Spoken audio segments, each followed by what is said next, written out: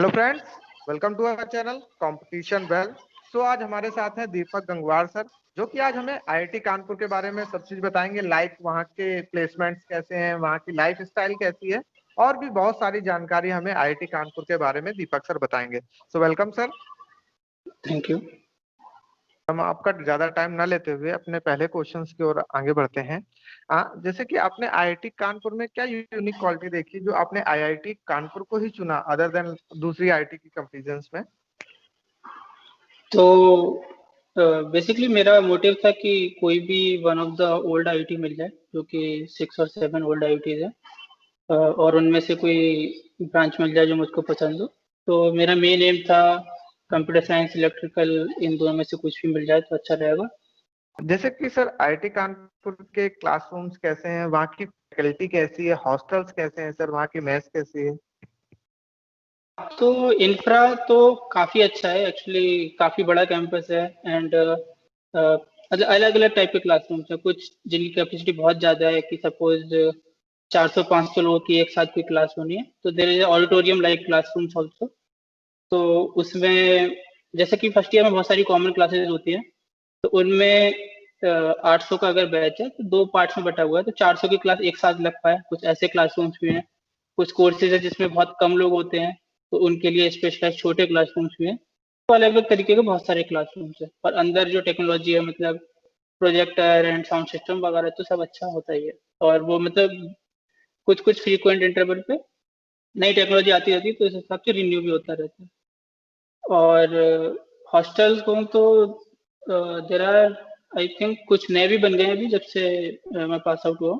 Around 14 boys hostel होंगे, and 2 या 3 girls hostel हैं। एक नया बन रहा था, अभी कंप्लीट हो गया होगा शायद। तो अभी उनमें भी जो रिसेंटली बने हैं पिछले 3-4 सालों में, वो तो और भी ज़्यादा अच्छे हैं। बेसिकली उनमें lift and there are multi storey building, और क्योंकि वो अभी अभी रिसेंटली बने हैं। और जो पुराने हॉस्टल्स हैं उनमें भी बेसिकली ओपन एरिया होता है, आपको पेड़ वगैरह सब कुछ लगे रहते हैं। ऐसा नहीं है कि बहुत ही कंजेस्टेड हो उसमें। और पुराने हॉस्टल तो बस 3 फ्लोर के ही हैं, तो उसमें लिफ्ट वगैरह की जरूरत भी नहीं है। तो ये सब तरीके से इंफ्रा काफ़ी अच्छा है रहने के लिए। और कुछ भी आपको अगर वहाँ पे एक्स्ट्रा करियर एक्टिविटी करनी है, उस सब के लिए भी इंफ्रा अवेलेबल है। और बात रही मैथ्स की, तो मतलब मैथ्स पे तो कोई कमेंट देना क्या ही।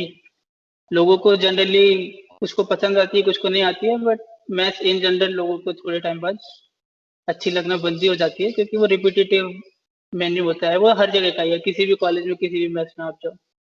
तो मैथ्स पे ऐसा कमेंट तो नहीं है मेरा कुछ। और फैकल्टीज के बारे में, तो फैकल्टीज तो मोस्टली किसी बाहर की यूएस यूनिवर्सिटी या कोई और टॉप यूनिवर्सिटी से पीएचडी करके ही जनरली उनको रिक्रूट करते हैं आईआईटी कानपुर में। तो मोस्ट ऑफ द फैकल्टीज वैसे ही हैं जो कि अच्छी रेप्यूटेबल यूनिवर्सिटी से पीएचडी करके आई हैं या पोस्ट डॉक करके आई हैं। तो उनका रिसर्च वगैरह भी अच्छा चलता रहता है। तो अगर कोई स्टूडेंट रिसर्च प्रोजेक्ट में इंटरेस्टेड है, तो वो बात कर सकता है उनसे जाके, एंड वो जिस चीज पे भी काम कर रहे हैं उससे रिलेटेड कुछ वर्क दे सकते हैं आपको, जिससे कि आप अपना बेसिकली इंटरेस्ट फाइंड कर पाए उन 4 सालों में, जो भी आप वहाँ पर जिस भी ब्रांच में आप कर रहे हो। जैसे कि आपने फैकल्टीज की बात करी, और एक्चुअल में क्वेश्चंस भी कई कैंडिडेट्स के आए कि वहाँ की फैकल्टी क्या हेल्पफुल होती है, और जो सीनियर्स होते हैं उनकी क्या हेल्पिंग नेचर के वो लोग होते हैं? हाँ, तो देखिए थोड़ा तो ह्यूमन नेचर पे भी डिपेंड करता है, but most of the time seniors तो आपकी पूरी हेल्प करेंगे। मतलब कोई भी बारे में आपको करियर गाइडेंस चाहिए, या फिर आपको किसी कोर्स के बारे में जानना है, किसी प्रोफेसर के बारे में जानना है, तो सीनियर्स तो आपके मतलब सारी हेल्प करते ही हैं। वो आपका go to source of information रहता ही है, और वो हर कॉलेज में ही है। और यहाँ पर तो मतलब, और मैं कहूँगा हमारे टाइम पर तो एटलीस्ट, अभी का मुझे पता नहीं क्योंकि 2 साल हो गए मुझे पास आउट हुए, बट सीनियर बहुत ज्यादा ही हेल्प करते थे। कुछ भी तुमको जानकारी लेनी है तो उनसे जाके मतलब क्योंकि तुम्हारे बैच में तो किसी को नहीं पता होगा, तो जो तुम्हारे फ्रेंड सर्कल होंगे उनको भी चीज का आइडिया नहीं होगा। तो जब only person you can talk about them is seniors, तो आपके 1 साल सीनियर, 2 साल सीनियर, 3 साल सीनियर जो भी है, आप उनसे डायरेक्टली जाके बात कर सकते हो किसी भी बारे में, not specific to IIT Kanpur. तो ह्यूमन नेचर की तरह ही कुछ फैकल्टी आपको बहुत ही अच्छी मिलेगी नेचर वाइज, कि अ, आपको basically even if you are in first semester, फिर भी वो आपको कोई रिसर्च प्रोजेक्ट के लिए अगर जाते हो तो आपको कुछ रिलेटेड काम दे सकते हैं, या फिर आपको कुछ पढ़ने के लिए बता सकते हैं कि आप पहले ये पढ़ लीजिए अपने आप से, फिर आप मेरे इस प्रोजेक्ट पे काम कर सकते हैं, इस टाइप की चीजें। और मतलब योग्यता के हिसाब से तो सारे अच्छे हैं ही, क्योंकि अपने अपने फील्ड में वो इतनी अच्छी जगह से पीएचडी कर चुके हैं, रिसर्च कर रहे हैं अभी भी।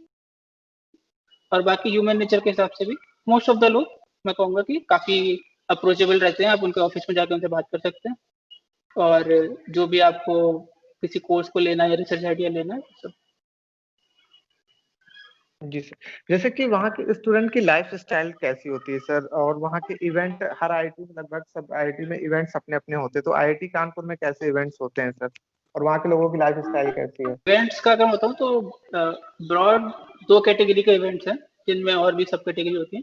तो एक होते हैं इंटर कॉलेज इवेंट्स, ठीक है, जिसमें बाहर के कॉलेज के लोग भी आके पार्टिसिपेट करते हैं, एंड आईआईटी कानपुर के स्टूडेंट्स तो होते ही है, जो कि बहुत बड़े स्केल पे होते हैं, क्योंकि बाहर से अगर थाउजेंड्स में लोग आ रहे हैं तो उसका सारा इंतजाम करना और वो सब वो काफी बड़े स्केल पे होता है, उसका बजट वगैरह काफी ज्यादा रहता है।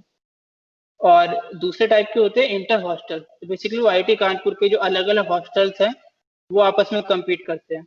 अभी इन दोनों में सब कैटेगरीज मेनली क्या होती हैं, एक कल्चरल कैटेगरी हो गई जिसमें कि आपका डांस, म्यूजिक, ड्रामा, पेंटिंग, ये सब चीजें, बेसिकली जो भी आपके कल्चरल रिलेटेड चीजें। टेक्निकल इवेंट्स होते हैं जिसमें कि इलेक्ट्रॉनिक्स, प्रोग्रामिंग और एरो मॉडलिंग, ये सब थोड़ा भी टेक्निकल रिलेटेड अगर कोई भी फील्ड है तो उसके इवेंट्स होते हैं। फिर बिजनेस रिलेटेड भी होते हैं कि आप कोई स्टार्टअप का आइडिया है या आप कुछ पिच करना चाहते हैं, उस टाइप के इवेंट्स भी होते हैं। And then sports related events होते हैं। तो स्पोर्ट्स रिलेटेड इवेंट्स में कई आउटडोर इंडोर स्पोर्ट दोनों तरीके की चीजें हैं। तो उनमें जो भी हमारी कैंपस टीम होती है या कोई भी खेलने में अच्छा है तो वो पार्ट ले सकता है। तो वही। जिस और हाँ बोलिए। जी, जैसे कि आपने गेम्स के बारे में बात कही, तो यहाँ गेम्स कैसे कैसे होते हैं, और अच्छा, तो गेम्स के लिए एक तो पर हॉस्टल कुछ ना कुछ कोर्ट्स बने ही होते हैं। पर हॉस्टल एक वॉलीबॉल कोर्ट या फिर बैडमिंटन कोर्ट, टीटी टेबल, ये तो पर मतलब हर हॉस्टल में ही दो तीन इस टाइप की चीजें तो होती ही हैं। तो जिससे कि आप केवल अगर हॉबी के लिए खेल रहे हैं तो वहीं पर खेल सके, आपको और कहीं जाने की भी जरूरत नहीं है। फिर बचता है कि जो कि मेन क्या कहूँ आपके लिए, एक स्पोर्ट्स कॉम्प्लेक्स बना हुआ है, जिसमें बाकी जितने भी बेसिकली स्विमिंग हो गया, बैडमिंटन हो गया, बास्केटबॉल हो गया, वॉलीबॉल हो गया, फुटबॉल, हॉकी, क्रिकेट, इन सब के अलग अलग स्टेडियम बने हुए हैं सेंट्रलाइज, जिसमें कि आप जाके खेल सकते हैं। वहाँ पे जो हमारी कैंपस की टीम होती है स्टूडेंट्स से रिलेटेड, क्योंकि इन स्पोर्ट्स इवेंट्स में पार्ट लेती है जनरली, उनकी प्रैक्टिस चलती रहती है। बट देर आर सम, जैसे अगर 6 बैडमिंटन कोर्ट्स हैं, अगर आप वहां जाके भी खेलना चाहते हो तो आपको एक ना एक खाली मिल जाएगा किसी टाइम स्लॉट में, वहां जाकर भी आप खेल सकते हो। और जी मतलब स्पोर्ट्स में थोड़ा काफी अच्छा है बेसिकली। अगर स्विमिंग पूल देखा जाए तो वो जो भी आपका ओलंपिक साइज स्विमिंग पूल होता है वो है, और काफी अच्छे से मेंटेन रहता है। और इसीलिए वहाँ के कुछ थोड़े रूल्स रेगुलेशंस भी होते हैं, क्योंकि मतलब आप कोई भी ऐसा कोर्ट है उस पे बिना रूल रेगुलेशन के जाएंगे तो उसकी मेंटेन करना मुश्किल होता है। तो बस आप उन रूल्स रेगुलेशन को फॉलो करते हुए जाएं तो आपको कोई दिक्कत नहीं होगी। जैसा कि सर सभी स्टूडेंट का सपना होता है कि हम आईआईटी में जा करके लास्ट में वहां से निकलने के बाद हमारे पास जॉब बहुत अच्छी होगी, तो आईआईटी कानपुर के प्लेसमेंट्स कैसे कैसे होते हैं sir?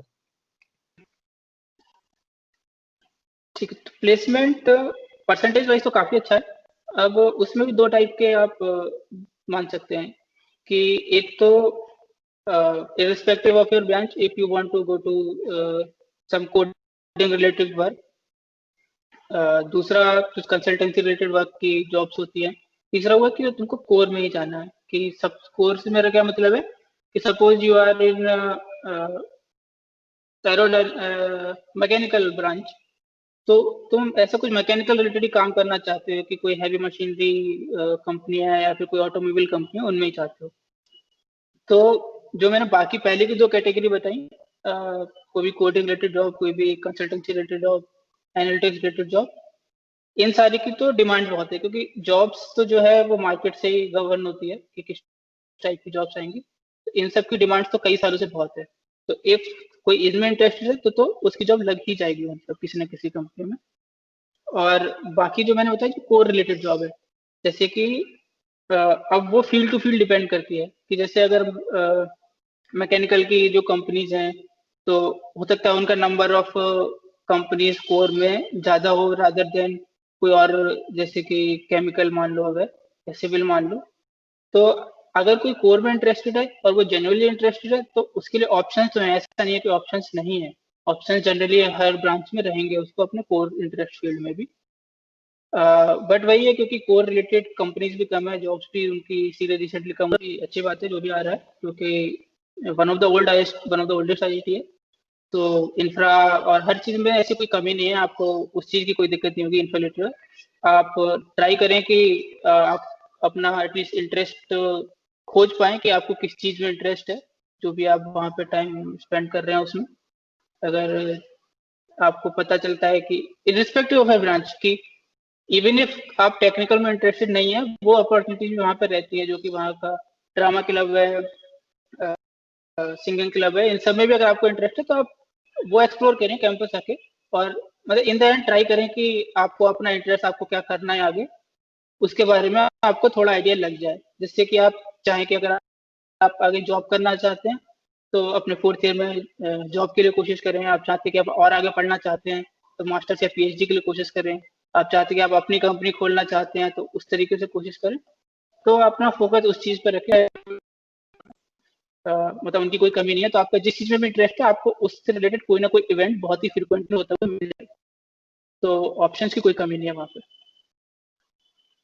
Okay sir, thank you, आपने अपना इतना कीमती समय हमारे चैनल कंपटीशन बेल को दिया।